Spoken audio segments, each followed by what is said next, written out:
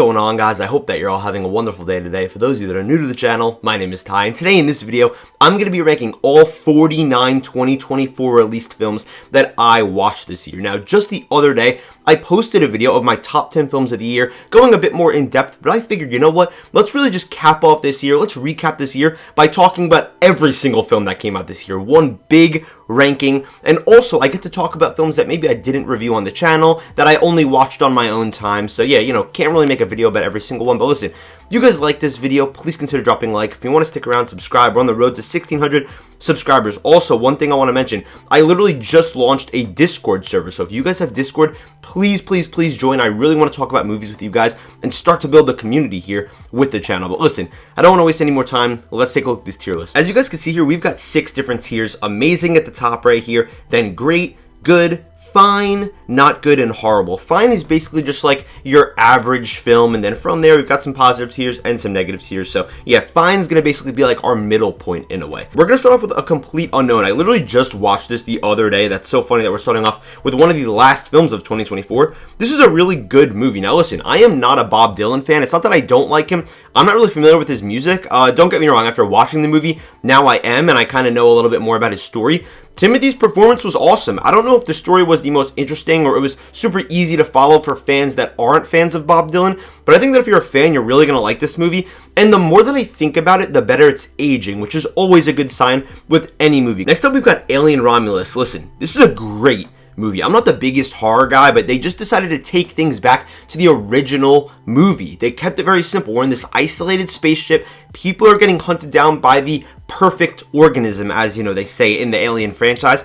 This movie was horrifying. The use of practical effects was great. Fede Alvarez is just such a great visionary director, and I really like the crazy things they decided to do at the end. Next up, we've got Anora. This was one of my most anticipated movies of the year. I think it's a good movie. I was a bit disappointed. I was a bit let down. But either way, Mikey Madison, I think she might win Best Actress for this film. She is a powerhouse actress in this movie. The story was pretty quirky at times. It was pretty funny at times, but it was also very heartbreaking. Like, that was, you know, the overlying issue with this entire plot. Not the issue, but I'm saying that's just like how it made you feel. It made you feel like this sense of dread, like she's stuck in the mud in this really messed up situation. But Anora, pretty good film, especially because it was filmed pretty close to me. Not super close, but yeah, I'm very familiar with like that Brooklyn area. A Quiet Place Day One. I think it's another good movie. I think I'm going to put it like right here in between these two. Again, this may not be completely accurate to like my top 10 list or any other lists I've made in the past, but still, just off the dome, this is kind of just where I'm going.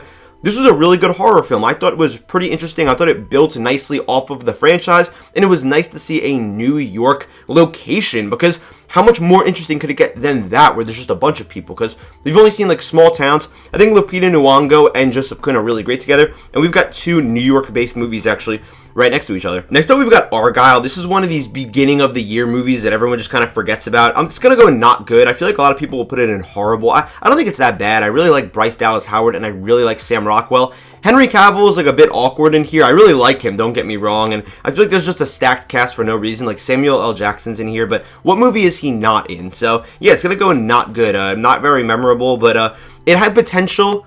Just don't think they executed on it perfectly. Borderlands is horrible. I remember that I wasted a summer day going to see this film.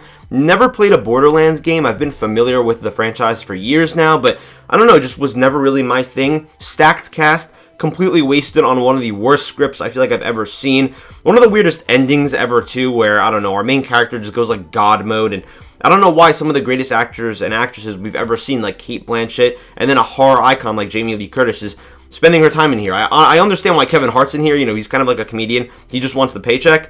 But this is kind of ridiculous. Next up is going to be Carry On.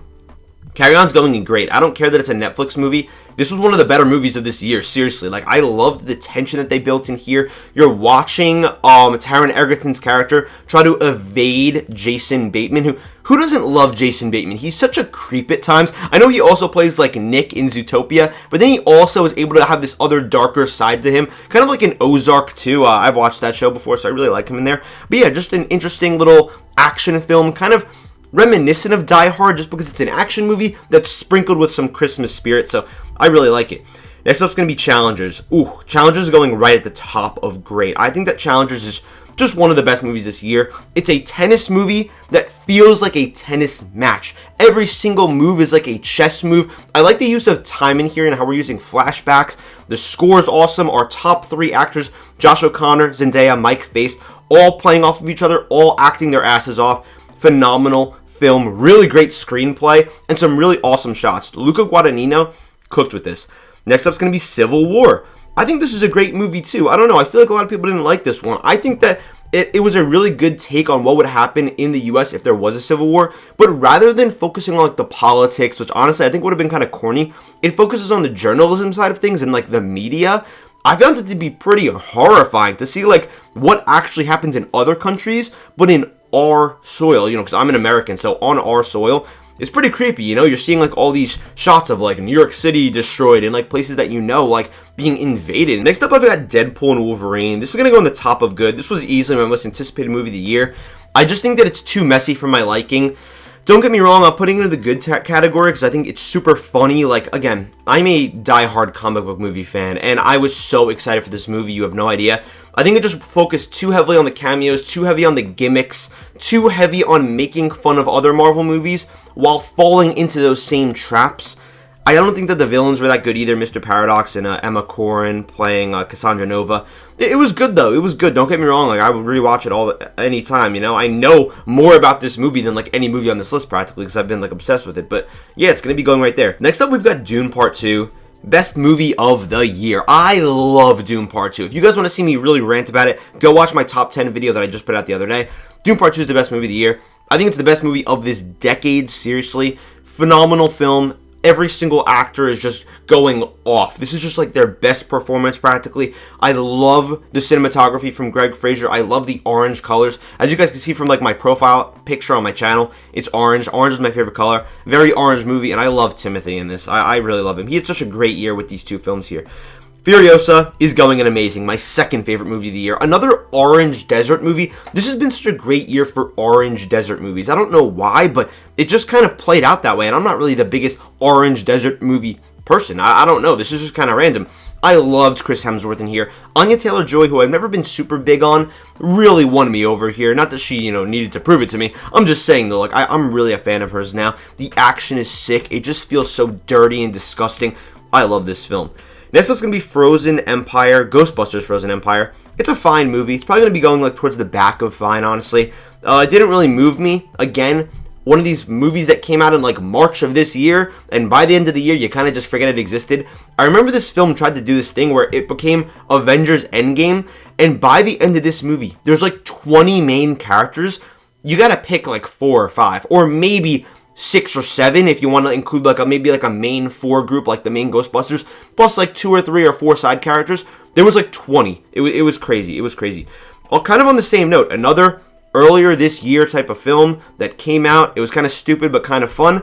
Godzilla and Kong. This movie was enjoyable, but again, it was kind of stupid. I'm going to put it above Ghostbusters Frozen Empire because I'm definitely more invested in the Monsterverse than the Ghostbusters universe. But, I mean, it was cool. I really liked the color palette they went with, honestly. Not that that really affects the quality of the film, but yeah, this movie wasn't exactly great. I'm happy that they focused less on the human characters, though. That's one thing I'll say. Next up is going to be Hitman. Hitman is fine to me. I feel like a lot of people were gassing this one up. I love Glenn Powell. I really like him, especially after watching this movie, but also, I don't know if I really loved the story of this. I like the gimmick of him dressing up as all these people and being a hitman was interesting, but the actual story I didn't really find that intriguing. I was kind of just like, okay, this is fine, I guess, and honestly, if Glenn Powell wasn't in here, this movie would be a lot worse for me. Inside Out 2 is great. It's absolutely great. I think I'm going to put it like right around here, maybe. Right around here in great. I'm pretty sure that relatively lines up with my top 10 of the year. I don't know why we're starting off with so many bangers, but I can't complain. Inside Out 2. I feel like this sequel earned being a sequel because it makes sense. Riley was, a kid in the first film. Now she's a teenager, so we're watching that natural progression. She's older now, and when you become older, you guys can probably relate, unless you're like 11 years old watching this video. You get anxiety, you get all these new feelings. You're worried about the social pressures from the outside forces, whether that's friends or even people that you don't know in school, or bullies, or this and that. I like the concept that they went with here about how she's at like this 3-day little hockey retreat camp. I feel like that's nice and compact. It keeps things, you know, from getting out of control. I thought it was pretty funny too. It ends with us. This movie actually wasn't that bad. This is like low-key the most controversial film of the year. I'm gonna put it at the top of fine. I'm a sucker for a good rom-com, and even though I know there's all this Blake Lively, Justin Baldoni drama that's still going on, it was going on when the movie came out. You know, honestly, I didn't really have any interest in seeing this, but my girlfriend wanted to see it, so I watched it, and I actually kind of liked it. I kind of liked the message that it had. Next up is going to be It's What's Inside. This is like a Netflix original film that came out this year. I think that the concept is better than the actual movie. I'm going to put this at the back of fine. Like there was a really unique concept here. I feel like this movie was interesting, but I just didn't really love the way that the story went. And even, I don't know, there was something about it that I honestly can't really, it's like on the tip of my tongue, but something about this movie I just didn't like. Even though I found the story to be pretty interesting, very unique concept. I don't want to spoil it for you guys. I'd say go watch it yourself and form your own opinion. But at the same time, I think it was just the characters that I really didn't like. So yeah, that's just going to be going there. Next up is going to be Jackpot. This is going to go to the top of horrible. As bad as this movie was, even though it had an awesome concept, kind of like The Purge, but like with the lottery, John Cena, Awkwafina. I kind of like both of them, even though a lot of people don't like Awkwafina. And Simu Lee. Really love him. If he wasn't in here, this movie would be even less because he was pretty funny. But overall, this is just kind of like your run-of-the-mill Amazon streaming original movie. Not good. Really not good. Really unfunny. Not bloody, even though it was rated R. So I don't understand that. Next up's going to be Joker, Folie. This will go towards the top of horrible. Like, I don't think that it was as atrocious as everyone thought it was, because I appreciate the risk it took, but it's still in the horrible category, don't get me wrong. Like, it's like a 4 out of 10 for me. But yeah, like, I really enjoyed how, first of all, this movie looks absolutely stunning. It's beautiful. And I like the idea that everyone's been telling Arthur that he's the Joker, even though he actually isn't. But the way they executed it just feels so cynical and so, like, anti-fans. Like, just against the fan base. That's not a thing, anti-fans. You guys understand what I mean. It sounds like OnlyFans. But seriously, gonna go towards the top of horrible. Not that good, but it's more intriguing than, like, other horrible movies, honestly. And it looks, honestly, really beautiful. You could tell that they put money into it. Juror No. 2 with Nicholas Hoult. Just watched this on Max the other day because it released in, like, 2 theaters across the country. This is going to be going in good. I think I'm going to put it, like, right around here, somewhere around here. I think I'm going to put it in front of Anora. I found the story really intriguing. I really liked the ending. And yeah, this one had me on the edge of my seat the entire time. It was really tense and really uncomfortable. Sometimes I really like when a movie makes me uncomfortable as hell for like 2 hours, because that's how I know your story is interesting and I actually care about your characters. Next up is going to be Kung Fu Panda 4. I feel like people were too hard on this movie. I think it's fine. Don't get me wrong. Like, it's a fine movie, but I was disappointed. I like the color palette that they went for with, like, the green. I like that, you know, they tried to introduce some new characters, but where's the Furious 5, man? You gotta bring him in here. I'm gonna put it somewhere around, like, here. I enjoyed this movie, honestly. I thought it was fine, but it doesn't compare to the other ones, especially the first and second. I actually think it's better than the third. Like, call me crazy. I don't really like the third movie, but yeah, I mean, Poe is still Poe. He's exciting. There's some cool action pieces, but returning the villains feels a bit lazy, and I don't think it's as funny as the other ones. Kingdom of the Planet of the Apes, one of my biggest disappointments of this year. This is another fine movie. I promise we're going to be evening these out. I think it's going to be going right here in fine above Kung Fu Panda. I thought even It Ends With Us was better. Kingdom of the Planet of the Apes suffers from just being a rehash of the previous film War for the Planet of the Apes, where again we're enslaving the apes, but instead of the humans doing it, it's just the apes. Also, the second act of this movie is painfully boring. I remember loving the first 25 minutes of this film, and then after that, it just got worse and worse.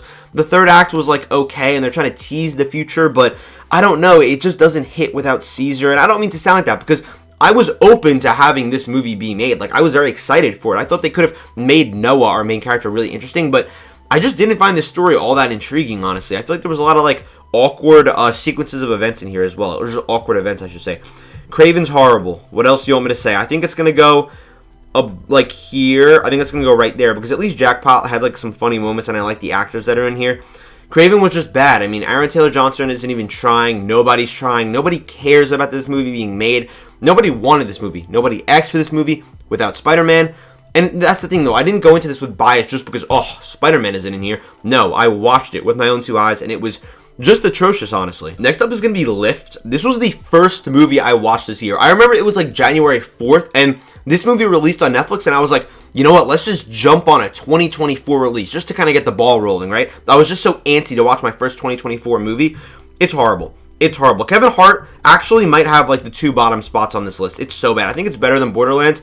It's about like an NFT heist. This movie was already outdated by the time it came out because nobody cares about NFTs anymore. It's so corny. It was like such a just. Oh, there's like weird actors in here too. Like I don't know why Vincent D'Onofrio's in here, and also just like the kid who plays Ned from Spider-Man, Jason B something. I don't know, but yeah, horrible film. Next up's gonna be Love Lies Bleeding. This is a movie that I watched and I thought it was good, but I didn't really love it. But the more that I thought about it, it aged better in my head. And when a movie does that, I'm gonna put you pretty high up.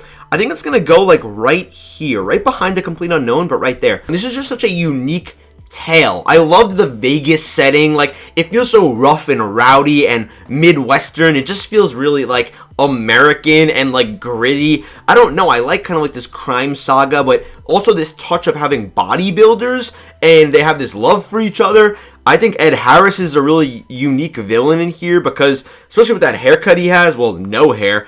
This was a really intriguing, stylistic movie that, in a way, had the same feel as Uncut Gems. And I love Uncut Gems, so yeah, it's going to be going in good. Next up's going to be Madam Web. It's really bad. It's going to be going right at the bottom of horrible. What hasn't been said about this movie? It's one of the worst of the year, if not the worst of the year. From a technical standpoint, it's already embarrassing. Even if the script was good for some miraculous reason, it's technically made so bad. The CGI is bad. The editing is choppy. The ADR is off. The acting is horrible. It's a shame what happened with this film. And the thing is, you've got the talent in there, but it sucks that you teased a cooler movie at the end of the film by showing the Spider-Women in their costumes, but you did a prequel, and then you're cheaply teasing Peter Parker with May having the baby. It's just an offensive film, honestly. Next up's going to be Megalopolis. This is one of the most controversial films of the year. It's going to be going the top of not good. I really don't think it's horrible. Like, technically, it's made at the same level of Madam Web, but it's so over the top. It's such an epic. It's like an opera. It feels larger than life, and it feels very ironic, and I kind of liked that angle, but I don't know if it was supposed to have that angle. It's one of the funniest movies of the year,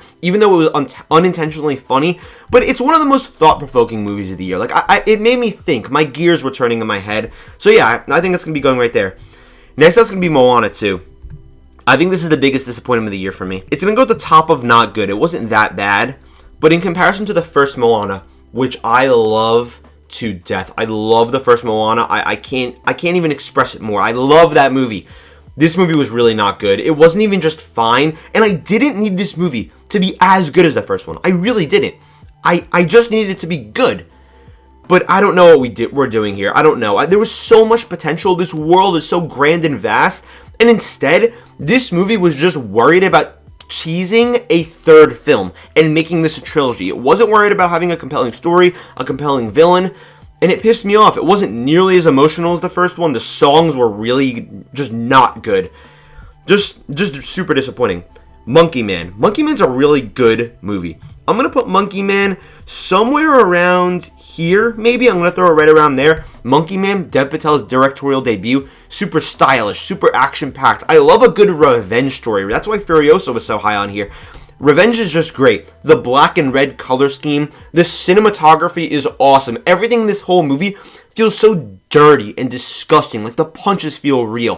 Whenever someone's even just like smacking on the floor, like the sounds, or like the bones crunching, like that type of stuff. Crazy. Some sick kills in here. Really like the ending as well. A bit of like a spiritual ending. I like that it was trying to be pretty deep, honestly. Like I know that usually that sounds stupid and something that like you would say is a negative, but I actually really enjoyed it. Next up's going to be Mufasa, the Lion King. This is going in horrible behind Joker 2. I think Joker 2 had some merit for it. It was trying to do something, even if I think what it was trying to do was pretty stupid. Mufasa is, I love Disney. I'm one of the biggest Disney fans, I feel like. Not really, but you understand what I'm saying. It's been a part of my entire life. I really hate the original Lion King. It's one of my least favorite movies ever. But I was going to give them a chance because this is like an original story. I just think that what they did here was so bland and just so nothing. It was such a watch this movie and then forget it 3 seconds later type of film. I didn't care about the characters. The only reason I cared about them is because I knew who they were from previous films. I don't think this works. I don't think it works on any level, honestly. The CGI looks awesome. That's why it's not lower on here, because I think it looks really great, even though the colors are kind of bland. The songs are really bad, kind of in the same vein as Moana. Next up's going to be Nosferatu, the last movie I watched of the year. I didn't get to put a review out because the Christmas festivities and New Year's, all this stuff just got in the way. But I just watched it. One of my most anticipated films of the year, and it disappointed me. It disappointed me. It's going and not good. I can understand why everyone loves this movie, just to be clear. So I'm not hating on this film. It just wasn't for me at the end of the day. And yes, I was excited for it, but it just wasn't for me. I just feel like this is such a style over substance movie. I was really confused by the story and what was going on here, and maybe that's my own fault. But I just feel like there was so many awkward things going on here, and not like purposefully awkward. I just mean like in the writing room awkward. I just wasn't really a fan. I think it's going to be going like right here. I like Moana. I'd rather watch Moana 2 than this again. I thought it was horrifying. I thought the visuals were incredible. This movie, from a style standpoint, because I know I said it's style over substance, but the style was amazing. Like one of the best of the year. This is one of the best looking films of the year. But I just didn't really like it that much, unfortunately. And again, if you liked it, I understand why. I could see why people would like this. But unfortunately, I just didn't think it was that good.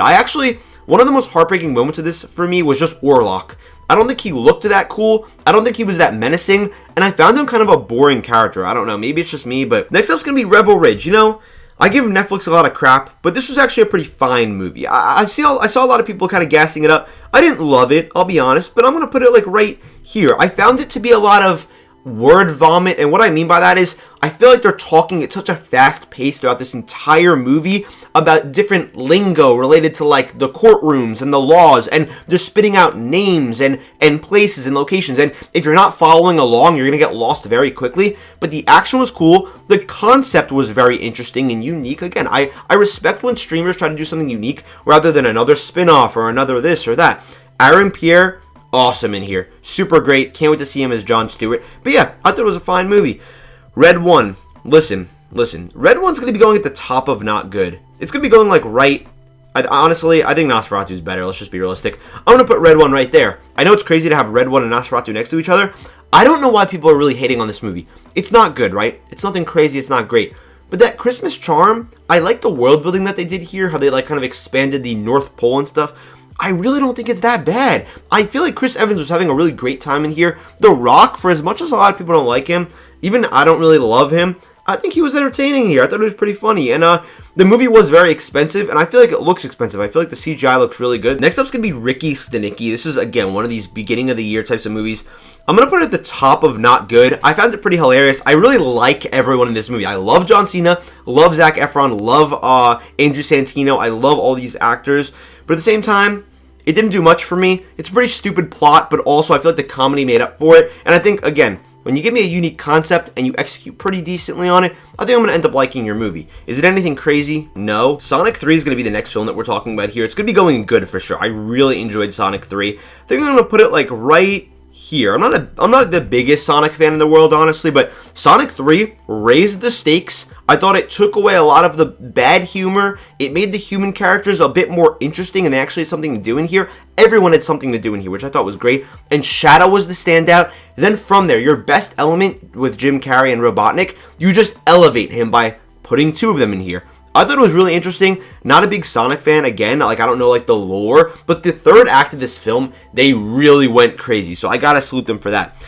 Next up's gonna be Spaceman. This movie's horrible. This is an Adam Sandler film.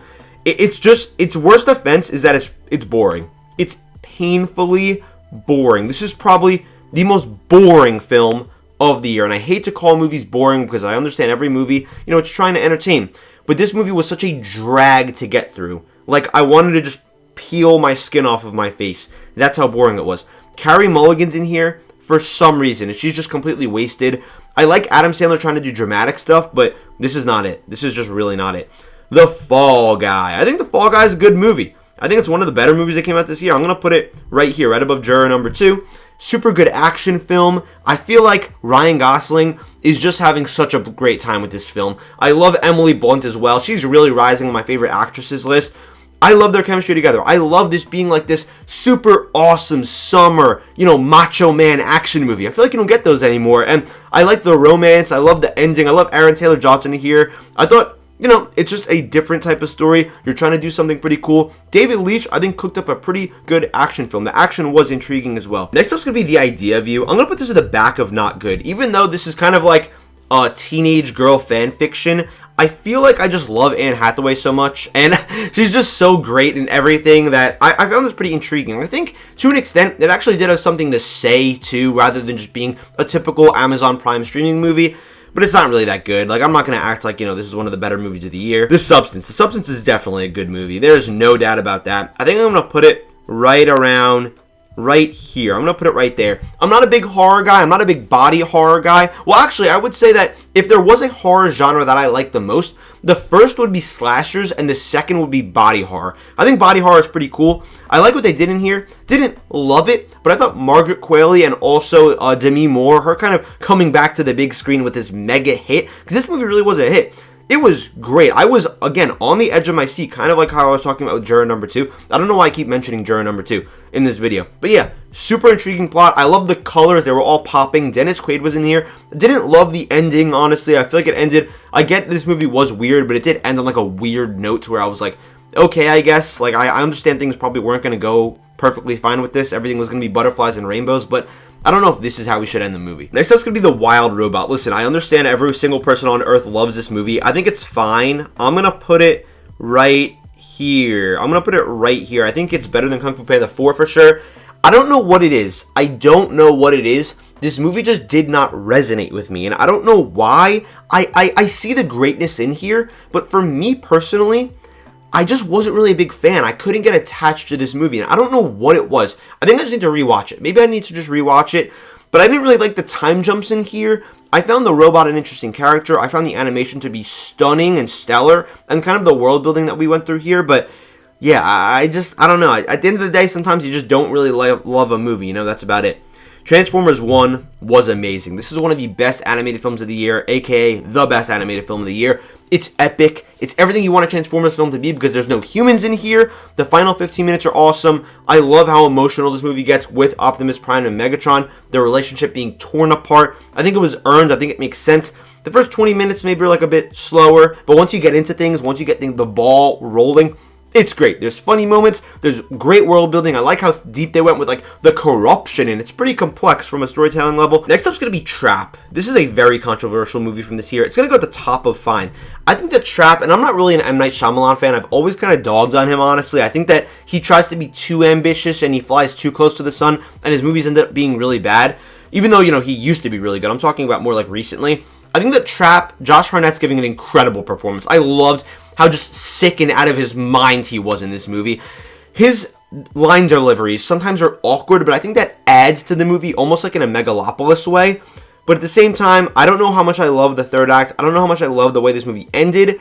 But when they're at the concert, when he's outmaneuvering everyone, when he's being sly and elusive, I found it to be a really intriguing tale. Next up's going to be Twisters.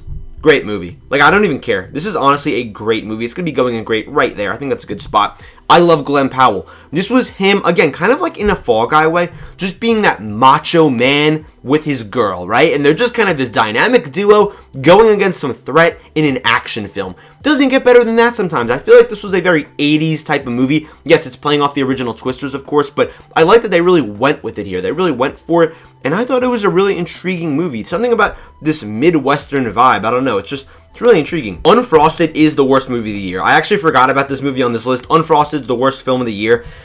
Jerry Seinfeld, I don't know what he was doing here. This is legitimately like the worst streaming service slop you could possibly put on my plate and force feed me to eat. It's horrible. It's just, hey, let's throw as many big names in here as we can, and you could just be on your phone while you watch this. We really don't care because we're Netflix, and it doesn't matter. This was not a good movie in the slightest. The worst film of the year. Honestly, I think it's worse than Madam Web. Seriously. Next up's going to be The Union. This movie was horrible, but it actually kind of like had potential. This is what I'm going to do here, okay? I'm going to put The Union right here. I'm going to move Joker to the back of not good, okay? Let's just call a spade here. The Union's one of these, like, streaming service movies, again, Amazon Prime type of film, with Mark Wahlberg and Halle Berry. Okay, you kind of sold me. I'm a Marky Mark guy. I'm sorry, I love Marky Mark.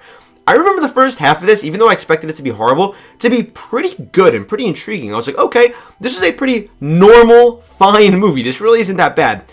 The second half, though, they lost me. They really lost me, and they just dove into the horrible territory. Like, they had me. They had me on the hook, like I was a fish, but then they lost me, unfortunately. Next up's gonna be Venom: The Last Dance. Listen, this movie is not good at all.